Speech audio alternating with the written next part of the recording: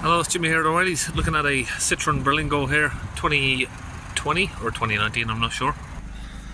Okay, inside the van it's got flashing Adblue and a spanner symbol there.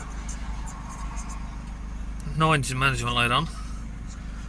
So it's come from another garage and they've done a couple of repairs to try and solve the issue, knock sensors, etc.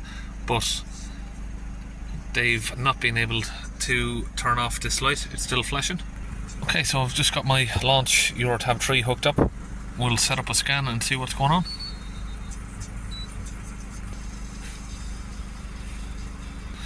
Okay, we're in. Let's have a look. Engine.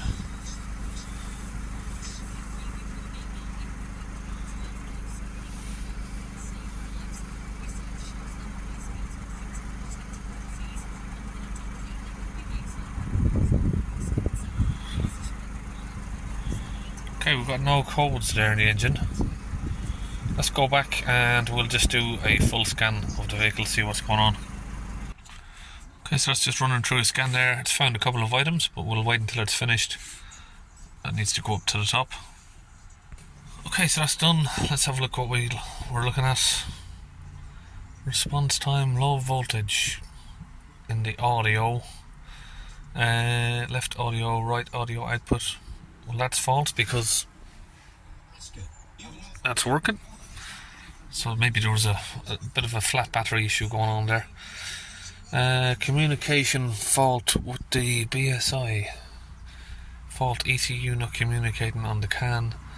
Electric park and brake release function.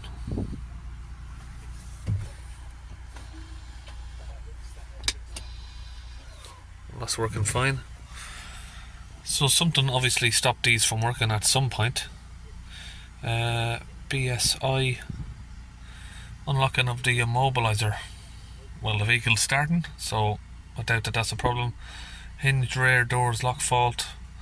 Lack of coherence between the engine starting switch and status of the lack of coherence between the engine starting switch and the status of the BSI.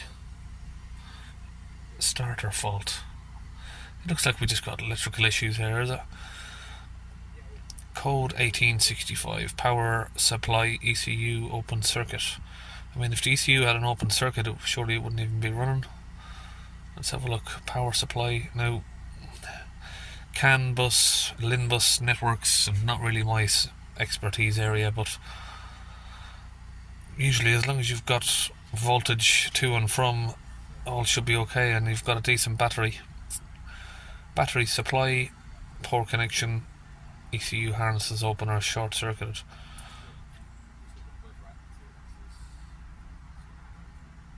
Well, I'd imagine the vehicle wouldn't even start if that was a permanent issue. Power supply to the ECU is not satisfactory. Let's exit that. What have we got down here? Inner front parking sensor, outer parking sensor, yeah, blah blah blah blah. So all of the parking sensors apparently don't work either.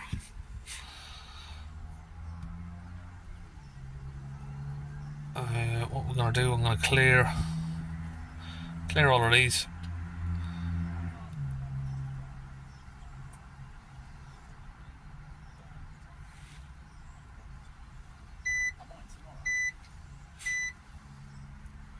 Let's see what clears and what don't. I doubt the Adblue one's going to it's not going to clear with just a code scan clear. I'm going to have to do a reset on that. So to clear the Adblue fault, I'm going to go to common functions there, special functions, Adblue reset.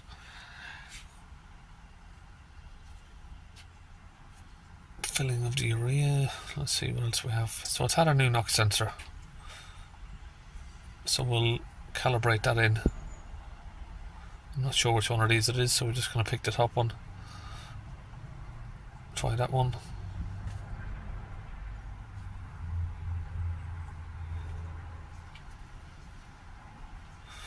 Reinitialization of the DNOX system false, and replacement of the downstream knock sensor. We'll do that one first.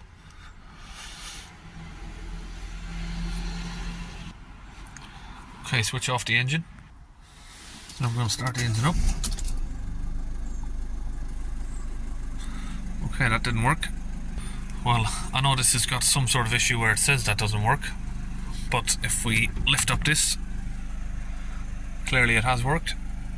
Now, just for safe measure, we're going to do a reinitialization of the DNOX system. Now, I know what we've got to do here. So we need to come all the way back out, yeah, and then we'll go back in again, and then that will work. So it's that one. No, what am I doing here? Hang on. Knock sensor, was it this one I went to? Sorry. This one. Reinitialization. Yep, see? So we're going to wait for the vehicle to shut down. Okay, now that that's done, we're just going to go to do some live data on the Adblue system. Okay, so I'm not sure what's going on here, but the data stream seems to be missing. So out of curiosity, I'm going to use this Car CD900 Pro this is. So looking at this now, actually it does look like it's using launch software. And to do this scan I'm doing on this unit, you have to go in and upgrade the software, which costs $100. I can't remember how much that is in pound sterling. Okay, so we've got the same fault back, low voltage again. Not sure if it says the voltage, so we've got 12 volts up there. So yeah, same deal on this, there's no data stream. It's a bit weird. Okay, so I figured out I've come into this module, VD56, and we have data stream. So strangely enough, when I come back on here, I just can't seem to get the live data up on this. So although I could get the data up on that, I don't know if it's just I'm not really used to this tool here, but I can't seem to find exactly what I'm looking for, the specific items. Let's try this tool here, the autofix, whatever you call it. Okay, Berlingo K9. Okay, so we've got live data here. Let's have a look. Exhaust line information. We want DNOX information. So we're going to take a couple of these items. Right now we're just going to keep an eye on those, see if that pressure increases. We need that to go up to sort of 5.5 or 6 bar. So we'll just hold some revs on it, get the temperature up. There we go, we got 6 bar. So his Adblue tank's working. So the temperature had to reach 70 degrees for that. So look at what else we're looking at there. We got 9% on the thermal agent. DNOX 0.41 grams. What have we got on DNOX system 2? Engine coolant temperature, NOx status. So it says we've got 6 litres in the Adblue tank.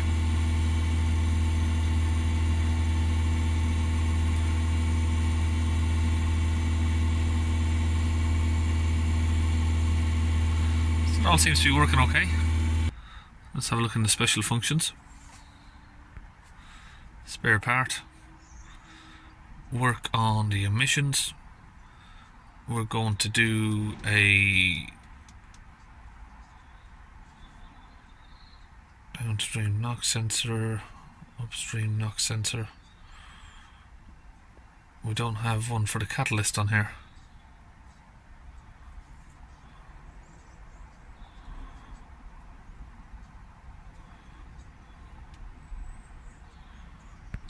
I'm going to try this back on the launch as a Peugeot. So we'll go to Peugeot partner, yeah. That one.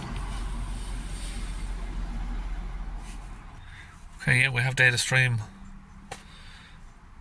We are looking for DNOX system again. What was I looking for? Confused now. We'll go back to special function, replacement parts, emissions, replacement of the pre-catalyzer and the DNOX catalyzer. So if I replace, say that that's replaced, now these are just on a timer, and once you get to sort of 100,000 miles, it just automatically says you need a new catalyst, when that might not be the case. Okay, so that's successful. Now let's go back to the data stream and have a look. We had DNOX system, was it in 1 or 2? There we go. Let's just select all of them. Engine coolant temperature. So now the thermal agent of the DNOX is back to 99.9%. Now again here we can see everything's working. We've got 6 bar of pressure on the Adblue tank. Everything's all working. Steady pressure, average consumption. All looks good.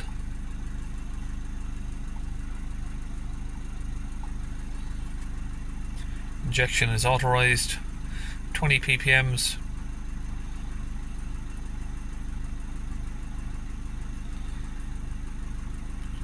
That wasn't showing up on the auto fix there, but I knew there was maybe some sort of issue with that because it's not going to be 0.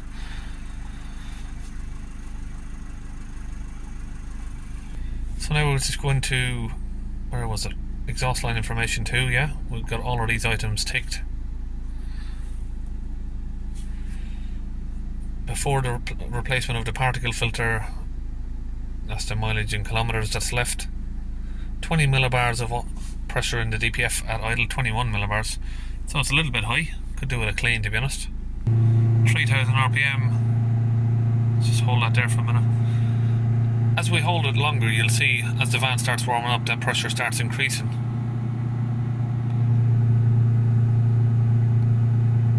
Trying to move my foot a little bit there. So we have right 195 under pressure.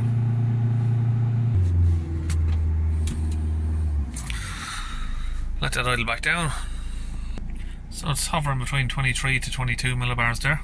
Oh, it's 20 to 3. 19, 20. It's hovering between there and there.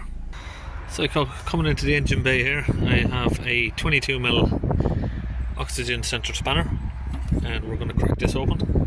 Okay, so we've got the sensor out here. Just give that a little bit of a clean up with some brake cleaner. So that's a little bit better. Now we're going to get some cleaning fluid down into this hole right here, because we want to clean the catalyst as well as the DPF. So out of curiosity, I'll use my little depth tech tool here that I've recently got. Let's have a little look inside. Now this is just going to be the catalyst really, it's not going to be the DPF. But we'll have a little look inside. So you can see there, we're going in. I'm not sure if you're going to be able to see the screen very good. Okay, I've got it down there, having a little look around. Fair bit of loose particles in there.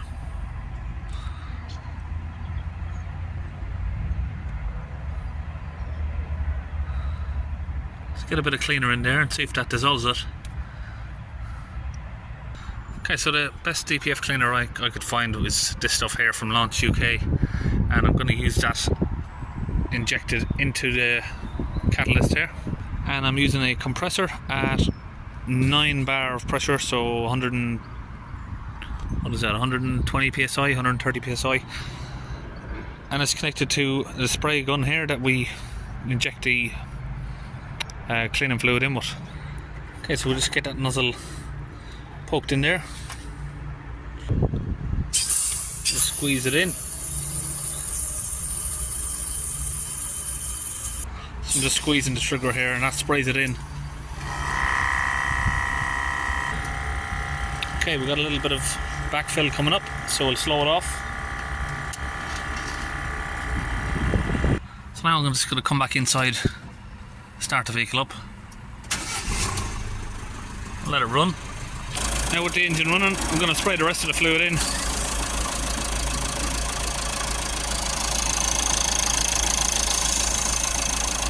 Okay, just going to put the sensor back in there, just I'm not tightening it down yet. Hold the revs back up again. That's dropping fast really, isn't it? That's just dropped very fast.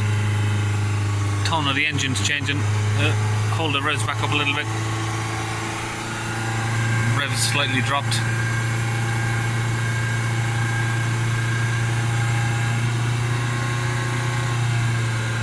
Now I'm increasing the revs too much. It's just hard to get the revs to stay in the same position. 3,500 millibars, sorry, revs. So we've got 48 millibars of pressure. The revs drop there? No. Yeah, I'm dropping the revs a little bit. Stay back up.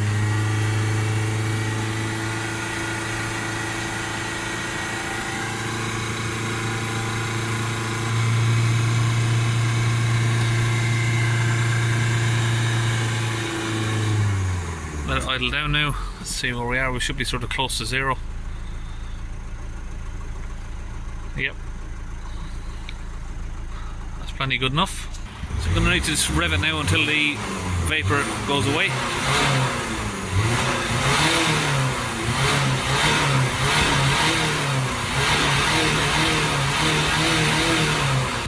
So that is just vapour. I know a lot of people think it's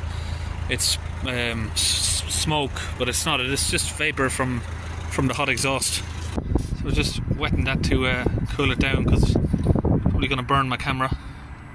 And let's get it back in there.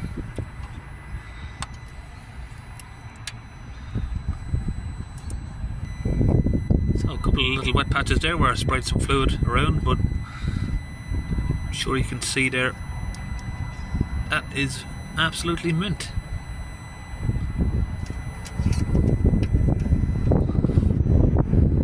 So that's the camera there I was using, Depstech. I'll try and put a link in the video description.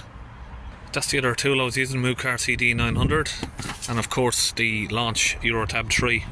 Okay, so now the cat and the GPF is clean. Just having a look at the battery on this. Look at the state of it. It's quite old. It's definitely the original battery. I would probably recommend changing that. We'll try and do a battery test on it, but I know a battery test isn't very accurate when they're on the car. So I'm going to go to Toolbox here on the launch Eurotab 3. Go to the BST 360. Sorry, I locked that screen in there so it doesn't move. Okay, we've got the battery tester connected to the battery. I'll just do a health test on the battery there.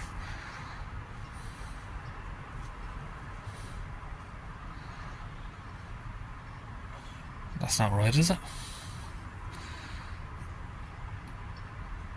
Pretty sure it's an EFB. Let me go and have a look.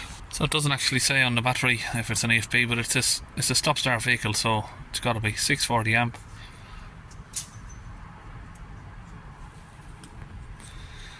Charge status 100%. What's going on with this? That can't be right. Something wrong there. Maybe this app needs updating. 27 internal resistance. Just done a reset there on the system.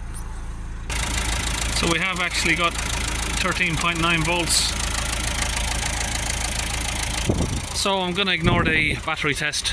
So yeah, I'm ignoring my battery test, but I still do think it needs a battery.